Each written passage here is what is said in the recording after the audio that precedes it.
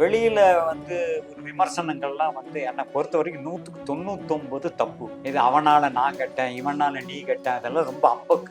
எல்லாமே நட்பு ரீதியா ஒருத்தருக்கு ஒருத்தர் பரிமாற்றங்களோட தான் இருக்காங்க. அதை பிரபலம் பண்றது வந்து உங்க சேனலுக்கு வந்து அது மாறுதலா சொன்னா தான் வியூவர்ஸ் பார்ப்பாங்கிறதுக்காக எதையாச்சும். ஸோ கவுண்டர் மணி மணி வந்து ட்ராமா போயிட்டு வந்தாருன்னா 10-20 ரூபா சம்பாதிச்சுட்டு வருவார்.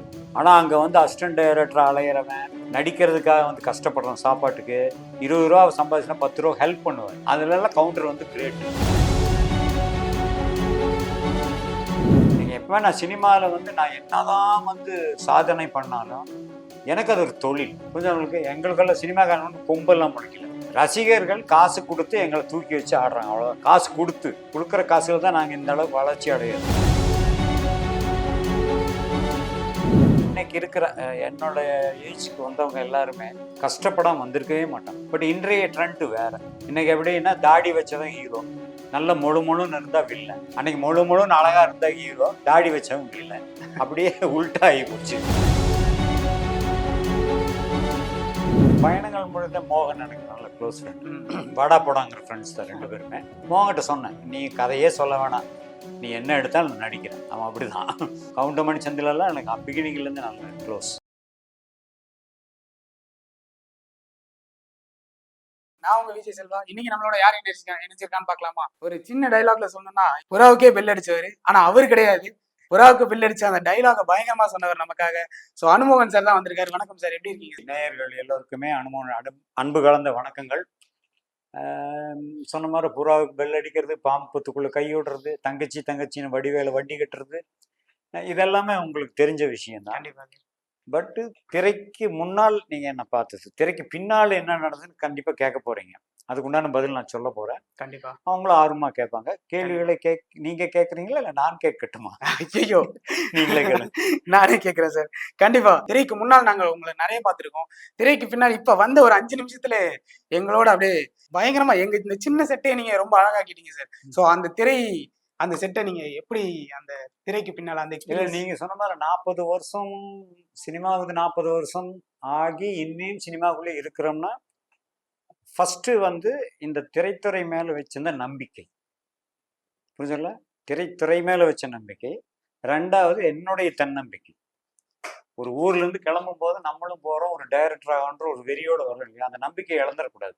தன்னம்பிக்கை மட்டும்தான் ஒரு மனிதனை உயர்த்தி செல்லும். அது நீங்க என்ன பிரியப்படுறீங்களோ அதுல தன்னம்பிக்கையோட முயற்சி செஞ்சா யாரா இருந்தாலும் ஜெயிக்கலாம். அதுல எந்த மாற்றுக்கிறதுங்களோ. அது மாதிரி 40 வருஷம் 45 வருஷம் ஆகி போச்சு. கண்டிப்பா. பட் 45 வருஷம் போனதா எனக்கு தெரியல. ஏதோ நேற்று வந்து ஷூட்டிங் நடந்து டைரக்ஷன் எல்லாம் பண்ணி ஏதோ இந்த ஃப்ரீ டைம்ல உங்களுக்கு வந்து பேட்டி கொடுக்குற மாதிரி தான் இருக்குது. ஸோ எனியோ சினிமா வந்து நம்பி வந்தேன். சினிமா என்னை இன்னும் இன்று வரையிலும் வாழ வைத்துக் கொண்டு தான் இருக்கிறது. சினிமா துறைக்குள்ள வந்தது 1982ல. ஸோ அதுக்கப்புறம் ஒரு பெரிய ஜேர்னி. அதுக்கப்புறம் 1987ல உங்களோட முதல் படத்தை நீங்க கொடுத்தீங்க. ஸோ 1982ல ஒரு கோ டைரக்டரா ஒர்க் பண்ணி 1987ல ஸோ அந்த முதல் படம் உங்களை நீங்க டைரக்ட் பண்ணும்போது அது எப்படி சார் இருந்துச்சு அந்த ஒரு ஃபீலிங்? இல்லை, நான் சினிமாவுக்குன்னு சென்னைக்கு வந்தது, அதுக்கு சென்னைக்குன்னு கிளம்புனது வந்து 76லேயே கிளம்பிட்டேன். புரிஞ்சா உங்களுக்கு? 76ல 77லேயே கிளம்பி வந்துட்டேன். பட் இங்கே வந்து போராட்டங்கள் தான். போன உடனே ஏஎம் ஸ்டுடியோக்களில் வந்து வா தம்பி வந்து டைரக்ட் பண்ணி யாரும் சொல்ல மாட்டாங்க. புரிஞ்சவங்களுக்கு? கண்டிப்பாக. அந்த பிரசாத் ஸ்டுடியோ, ஏவிஎம் ஸ்டுடியோ வாசலில், பிரசாத் ஸ்டுடியோ வாசலில், ஜெமினி ஸ்டுடியோ வாசலில், 10வதுக்கு அன்னைக்கு இருந்த இயக்குனர்கள், பிரபல இயக்குனர்கள் எல்லாரும், பாலச்சந்தர் சார், டைரக்டர் சங்கர், பீம் சிங், இந்த மாதிரி டைரக்டர்களுடைய வாசல்லாம் போய் நின்னவங்க நாங்கள். புரிஞ்சவங்களுக்கு? அதே மாதிரி அன்னைக்கு இருந்த சிவாஜி சாருக்கு வீடு வாசலில், எம்ஜிஆர். எதுக்காகனா அவங்க மூலியமா ஏதோ ஒரு அசிஸ்டன்ட் டைரக்டர் வேலைக்கு உள்ள நுழையலான்னு தான். கண்டிப்பா. ஸோ அப்படி வந்தோம், எல்லாருமே சிரமப்பட்டு வந்தவங்க தான். வந்தப்போ எனக்கு முதல் ஒரு சான்ஸ் வந்து கிடைச்சது, பாரதிராஜா சேர்றதுக்கு ஒரு சந்தர்ப்பம் கிடைச்சது. பட் அது என்னால் வர முடியல சென்னைக்கு. ஏன்னா எங்கள் ஸ்ட்ரீட்லேயே இருந்தவர் தான் எஸ்.ஏ. ராஜ்கண்ணு, ப்ரொடியூசர். ஓகே. 16 வயதில் ப்ரொடியூசர். அது சிகப்புராஜர்கள், கேஆர்ஜி எல்லாம் எங்கள் ஸ்ட்ரீட்டில் இருந்தவங்க தான். ஓகே. ஸோ அவங்கெல்லாம் எனக்கு அங்கே பழக்கம். ஸோ அவங்கெல்லாம் அவங்களுடைய உத்வேகம் அவங்க சொல்லுவாங்க, நீ வாழ, நான் வந்து யாராவது ஒருத்தர் அசிஸ்டன்ட் டைரக்டர் சேர்த்து விடுவேன். அப்போ இவர் எஸ்ஏ ராஜுக்குன்னு சொன்ன பாரதி ராஜாட்ட சேர்த்து விடணும், என்னால் வர முடியாமல் போச்சு. அப்போ பாரதி ராஜ்கிட்ட இவர் பாக்யராஜ் அசிஸ்டண்டாக இருந்தார். அவர் இண்டிவிஜுவலாக படம் பண்ணும்பொழுது சுவர்லா சித்திரன் முதல் படம், அது கே கோபிநாத், கேஆர்ஜியோடைய பிரதர், அவர் தான் ப்ரொடியூசர். அவர் எங்கள் தெருவில், எங்கள் வீடு 4வது வீடு தான் அவர் வீடு. நீ வா, நான் பாக்யராஜ் சொல்கிறேன் வந்து ஒர்க் பண்ணுன்னு சொல்லி ஃபஸ்ட்டு சுவர்லா சித்திரனும் ஒர்க் பண்ணேன் அசிஸ்டண்டாக. பட் அதுக்கு முன்னாடியே என்னன்னா, எனக்கு சந்தர்ப்பம் ஹேண்ட் ரைட்டிங் நல்லாயிருக்கும். ஓகே. நான் நல்லா டிராயிங் பண்ணுவேன், ஹேண்ட் ரைட்டிங் பண்ணுவேன். அப்போல்லாம் அசிஸ்டண்ட் ஆகிடுனா ஹேண்ட் ரைட்டிங் நல்லா இருக்கணும். இப்போ இந்த ரைட்டர் எழுதி கொடுக்குறது, லிரிக் ரைட்டர் எழுதி கொடுக்குறதெல்லாம் அழகாக எழுதணும். ஸோ ரைட்டர் எழுதி கொடுக்கும்பொழுது ஸ்கிரிப்ட் எப்படி எழுதுவாங்கிறது நம்மளுக்கு ப்ராக்டிஸ் ஆயிடுச்சு. ஸோ அந்த மாதிரி வந்து அசிஸ்டண்டாக வந்து லலிதான்னு ஒரு படம், அந்த படத்துக்கு அசிஸ்டண்ட் டைரக்டர், அது காப்பி ரைட்டராக ஒர்க் பண்ணேன். அப்புறம் மோகம் 30 வருஷம், அந்த படத்துக்கு காப்பி ரைட்டராக ஒர்க் பண்ணேன். நாங்களாம் அப்போல்லாம் ஆஃபீஸில் உட்காந்து வேலை செய்கிறோம், செட்டுக்கெல்லாம் கூப்பிட்டு போக மாட்டாங்க. அப்போ என்னன்னா ப்ராக்டிஸ் ஆயிடுச்சு ஒரு ஸ்கிரிப்டை எப்படி எழுதணுங்கிறது. ஸோ அனுபவங்கள் தானே. நான் வந்து படிப்படியாக வந்தவன் தான், எடுத்தோடனே வந்து டைரக்ஷனில் பண்ணல. ஸோ அந்த மாதிரி பழகி பழகி பாக்யராஜ் ஆரம்பிக்கும் போது சுவர்லா சித்திரன் ஒர்க் பண்ணேன். Super sir. அதுக்கப்புறம் மௌன கீதங்கள் ஒர்க் பண்ணேன், அவரோட படமே. அந்த டைமில் தான் ஆர் சுந்தரா சார் வந்து மௌனங்கள் பண்ணிட்டு இருக்கும்போது அவருடைய கோ டைரக்டர் கோகுலகிருஷ்ணா, அவர் இண்டிவிஜுவலாக அதே கம்பெனிக்கு அர்ச்சனை பூக்கள் படம், என்னுடைய ஒர்க்கிங் ஸ்டைலெல்லாம் பார்த்தோன்னா என்னோட கோ டைரக்டரை வந்து கூப்பிட்டு போயிட்டார். ஸோ அர்ச்சனை பூக்களில் கோ டைரக்டரான அந்த படம் பண்ணிட்டு இருக்கும் பொழுது ஆர் சுந்தரா பயணங்கள் முடியல ஆரம்பிச்சார். அப்போ அவரோட போய் ஜாயின் பண்ணலாம். இன்னைக்கு வரைக்கும் அவருடைய அசிஸ்டன்ட் டைரக்டர் நான் தான். கலைத்துறையில ஒரு செல்ல பிள்ளையா இருந்திருக்கீங்க, நிறைய பேர் கூட டிராவல் பண்ணிருக்கீங்க. ஆமாம், உங்களோட அந்த கரியர் ஸ்டார்ட்டை பத்தி அழகா சொன்னீங்க. ஸோ அதுக்கப்புறம் டைரக்டரா அவங்களோட முதல் படம் 1987 இது ஒரு தொடர் கதைன்னு. ஸோ மோகன் சாரை வச்சு எடுத்திருக்கீங்க. ஸோ அப்பவே வந்து அவர் ஒரு பீக்ல இருந்த ஒரு ஆளு. அந்த டைம்ல அவரோட ஒர்க் பண்ண அந்த எக்ஸ்பீரியன்ஸ் அண்ட் உங்களோட முதல் படம் அது எப்படி இல்லை, இருந்தது? நான் வந்து பயணங்கள் முழுக்க மோகன் எனக்கு நல்ல க்ளோஸ் ஃப்ரெண்ட், வாடா போடாங்கிற ஃப்ரெண்ட்ஸ் தான் 2 பேருமே. அது இல்லாமல் மோகன் கூட மெல்ல திறந்தது கதவு, குங்குமச்சிமிழ், நிறைய படம் வந்து சுந்தரராஜ் டைரக்ட் பண்ண, நான் தான் கோ டைரக்டர். ஸோ அதில் ரொம்ப நெருக்கம். அப்போது ஒரு கோயம்புத்தூர் ஒரு ப்ரொடியூசர் வந்து சுந்தரராஜ் சாரை வச்சு ஒரு படம் பண்ணணும்னு வந்தார். ஓகே. அப்போ சுந்தரராஜ் சார்கிட்ட 3 படம் கைவசம் இருந்தது. ஸோ அவரால் பண்ண முடியல. அப்போ அவர் ரெக்கமெண்ட் பண்ணார், அனுமோகனை வச்சு ஒரு படம் பண்ணுங்க, என்னை விட நல்லாவே பண்ணுவான் அவன் அப்படின்னு ஒரு ஸ்ட்ராங்காக ஒரு ரெக்கமெண்ட் பண்ணார். அப்போ அந்த ப்ரொடியூசர் வந்து ஓகே சொல்லிட்டாங்க. ஏன்னா அவரே சொல்லும் பொழுது அப்படின்னு சொல்லிட்டு, அப்போ மோகனில் பீக் தான். மோகன்கிட்ட சொன்னேன், இப்படி ஒரு நீ கதையே சொல்ல வேணாம், நீ என்ன எடுத்தாலும் நான் நடிக்கிறேன். அவன் அப்படிதான். அப்புறம் அதில் தான் அமலா, ரேகா எல்லாம் நடிச்சு, கவுண்டமணி சந்திலெல்லாம் எனக்கு பிகினிங்லேருந்து நல்ல க்ளோஸ். சூப்பர். இந்த 92 சீனு தேனாம்பேட்டில் ஒரு பில்டிங் இருக்குது, அங்கே கால் வச்சு வந்தவங்க தான் இன்றைக்கி இருக்கிற எல்லா டாப் ஹீரோக்கள், ஹீரோயின்கள், ஹீரோக்கள், டெக்னீஷியன்கள், காமெடியன்ஸ் எல்லாமே அங்கேருந்து வந்தவங்க தான். அங்கேயே எல்லாம் பழக்கம். கண்டிப்பாக. கவுண்டமணி, செந்தில், ஜனக்ராஜ், வாகை சந்திரசேகர்லேருந்து நிறைய பேர் அங்கேருந்து வந்தவங்க தான். ஸோ அங்கேயே எங்களுக்கு பழக்கம். கோயம்புத்தூரில் எனக்கு என்ன பழக்கம்னா, சத்யராஜ் எங்கள் வந்து 4வது வீடு கோயம்புத்தூரில், நிழல்கள் ரவி, சுந்தர் சி, கோவை சரளா, அப்புறம் கோவை சரளா, அந்த பக்கம் அந்த கொஞ்சம் தள்ளி R Sundaran sir, Bhagyaraj sir, எல்லாம் ஒரே ஏரியா.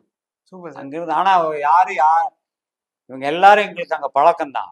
ஆனால் யார்கிட்ட சொல்லிக்கலாம் இங்கே வந்துட்டோம். ஏன்னா அங்கே வந்து அந்த சிறுவாணி லொல்லும்பாங்க. நான் சினிமாவுக்கு போகிறேன்னு சொன்னேன்னு வைங்களேன், ஏய் நீ எல்லாம் சினிமாவுக்கு போய் கிண்டல் பண்ணுவாங்க. இதுக்கு பயந்துட்டு யாருக்கு சொல்லல, எல்லாம் இங்கே வந்தால் மீட் பண்ண, ஏய் நீ எங்கப்பா இங்கே, நான் அசிஸ்டன்ட் டைரக்டர், நீங்கள் நான் இப்போ ஆக்டிங்கில் இறங்கிட்டேன்ல, இப்படி. அதுக்கு முன்னாடி நண்பர்களாக பழக்கம், ஃபுல்லாக நண்பர்கள் தாங்க. ஆனால் அங்கே வந்து பாக்யராஜ் சார், சுந்தரராஜ் ட்ராமா போடுவாங்க. ஓகே. நான் வந்து எங்கள் தெருவில் மாரியம்மன் கோயில்னா ரோட்லேயே ஸ்டேஜ் போட்டு நான் ட்ராமா போடுவேன், நான் தான் டைரக்டர் அப்போவே. ஸோ ஸ்கூல் லைஃப்லேயே வந்து என்னை என்கரேஜ் பண்ணார் என்னுடைய மேத்தமெட்டிக்ஸ் மாஸ்டர் கணேசன் மாஸ்டர். அவர் தான் என்னை என்கரேஜ் பண்ணார்.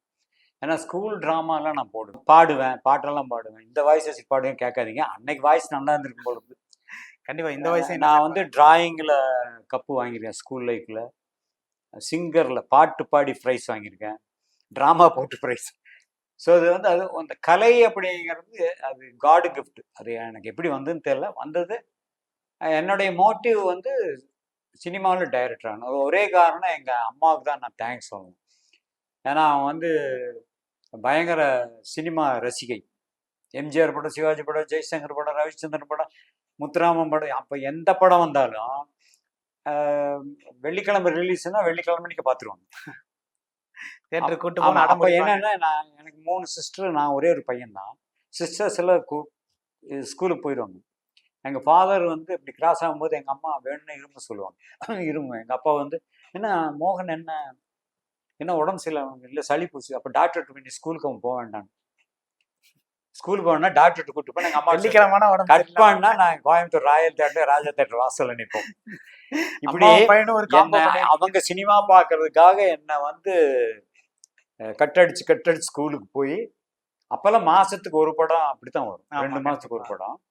இப்பதான் வாரத்துக்கு 10 படம் வருது, அது வேற. அப்போ அப்படிதான் வரும். ஸோ ஒரு மாசத்துல கண்டிப்பா ஒரு நாள் லீவ் எடுப்பேன் சினிமா பார்க்க. அப்போ எங்க அம்மாவுக்கான சினிமா பார்த்து அந்த சினிமாவில் ஆர்வம் அதிகமாயிடுச்சு. அது பார்க்க வந்து இந்த ஸ்கிரிப்ட் இப்படி பண்ணியிருக்கலாம், இந்த சீன் இப்படி, அந்த வயசுலயே அந்த தாட்ஸ். இந்த சினிமா பார்க்க போய் தான் டிராமாவெல்லாம் நானா எழுதுனேன் கதையில. அப்படி வந்ததுதான். ஆக சினிமாவுக்கு அந்த காலத்துல சென்னைக்கு வந்து சினிமாவில் தேரோம்னா இன்னைக்கு இருக்கிற என்னோட ஏஜுக்கு வந்தவங்க எல்லாருமே கஷ்டப்படாம வந்திருக்கவே மாட்டாங்க. கண்டிப்பா சார். ஏன்னா அத்தனை அவமானப்பட்டு அப்படிதான் வந்திருப்பாங்களோ இல்லை, யாருமே வந்தோன்னா ஆகிட முடியாது. பட் இன்றைய ட்ரெண்ட் வேற. இன்னைக்கு எப்படின்னா தாடி வச்சவன் ஹீரோ, நல்ல முழுன்னு இருந்தா வில்லன். அன்னைக்கு முழுன்னு அழகா இருந்தா ஹீரோ, தாடி வச்சவன் வில்லன். அப்படியே உல்ட்டா ஆகி போச்சு. ஸோ அது மாற்றம் தான். ஆனா சினிமா எப்பவுமே சினிமா தான், சீரியல் எப்பவுமே சீரியல் தான். What are it is. வந்ததுக்கு நான் 4 படம் டைரக்ட் பண்ணிட்டேன். ஃபர்ஸ்ட் படம் இது ஒரு தொடர்கதை. செகண்ட் ஃபிலிம் ஓன் ப்ரொடக்ஷன், நினைவு சின்னம். ஆமா சார். பிரபு, ராதிகா. நினைவு சின்னம்னு சொன்னாவே அவங்களுக்கு வந்து இந்த கவுண்டமணி, செந்தில் மூட்டை பூச்சி மருந்து எடுப்பேன், ஸ்வீட்ஸ், அந்த காமெடியெல்லாம் ரொம்ப ரசிப்பாங்க சார். 3வது படம் வந்து மேட்டுப்பட்டி மெராஸ், அர்ஜுன், சிவகுமார், ராதிகா, சுமா ரங்கநாத் அவங்கெல்லாம் ஆக்ட் பண்ணாங்க. அதன் பிறகு அண்ணன் ஒரு படம் ராமராஜன் வச்சு பண்ணேன். இது இல்லாம பங்காளி, தாய்மாமன், கதை வசனம். ஸோ வண்டி ஸ்டார்ட் பண்ணது ஓடிக்கிட்டே இருக்கு அவ்வளவுதான். கண்டிப்பா சார். 4 படம் டைரக்ட் பண்ணிருக்கீங்க.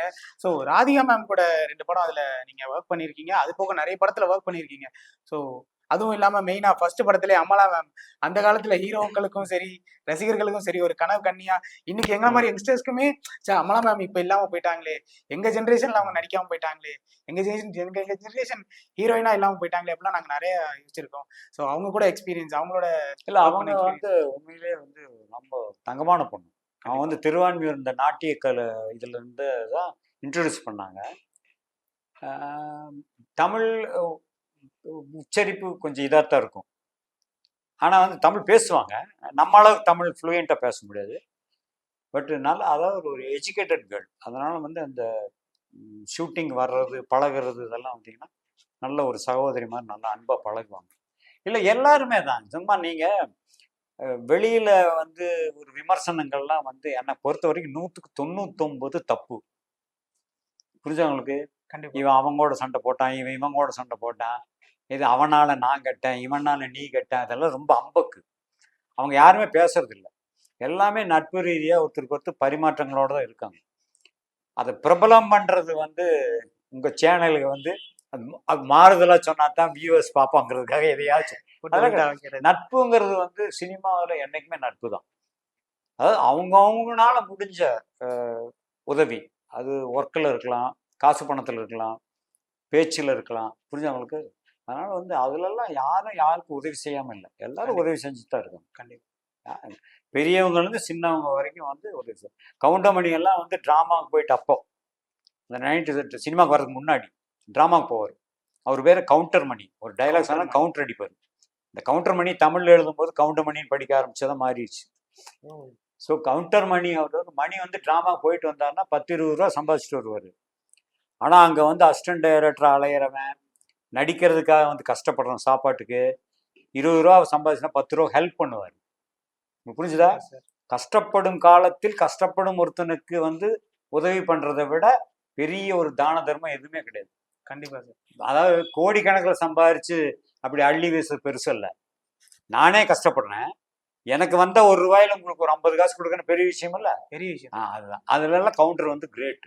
ஸோ எதுக்கு சொல்றேன்னா சினிமாவை நேசித்து சினிமாவோட பழக்க வழக்கம் தான். நீங்க எப்பவுமே நான் சினிமாவில் வந்து நான் என்னதான் வந்து சாதனை பண்ணாலும் எனக்கு அது ஒரு தொழில்.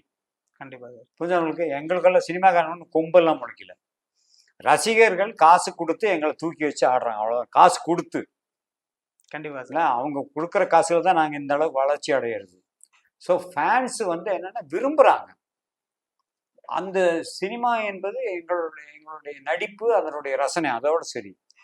நான் வந்து சினிமாவில் பேசுகிற டயலாக்கை வந்து பப்ளிக்கில் செய்ய முடியாது. அது டயலாக்கோட சரி. புரியுதா உங்களுக்கு? கண்டிப்பா சார். நான் பேசுகிற டயலாக் வெளி பப்ளிக் வந்து செய்வேன்னா அதை விட மக்கள் நம்புறது ரொம்ப தப்பு. பாரு இந்த இதை நான் மாற்றி காமிக்கிறேன் அப்படின்னு பேசியிருக்கேன்னு வைங்களேன். ஏதோ ஒரு மேட்ரு, ஒரு பப்ளிக் மேட்ரு, அதை நீங்கள் நம்பலாமா? அது சினிமாவுக்கு ஓகே. சினிமாவுக்கு ஓகே. சொல்லி முடிச்சோன்னா அடுத்த சீன் கட் பண்ண வில்லனை போய் அடிப்போம் பிடிப்போம் சாதிச்சிருவான். பப்ளிக்கில் இப்போ நடக்குமா ரியல் லைஃப்பில்? கண்டிப்பா இல்ல. ஸோ அது எதுக்கு சொல்லணும்னா ரசனை வேறு, வாழ்க்கையுடைய நடைமுறை வேறு. உங்களுக்கு வந்து நாங்கள் என்டர்டெயின்மெண்ட், உங்களுடைய என்டர்டெயின்மெண்ட் நாங்கள் வந்து ப்ரெசென்ட் பண்ணிட்டோம், அவ்வளோதான். கண்டிப்பா. அதர்வைஸ் வந்து எங்களுக்கெல்லாம் கொம்பெல்லாம் முளைக்கவே இல்லை. நான் வந்து டாப் ஹீரோவையும் அப்படி தான் சொல்லுவேன், சாதாரண ஒரு ஜூனியர் ஆர்டிஸ்டும் அதுதான் சொல்லுவேன். எங்களுக்கு தொழில், தட்ஸ் ஆல். Super sir. ரொம்ப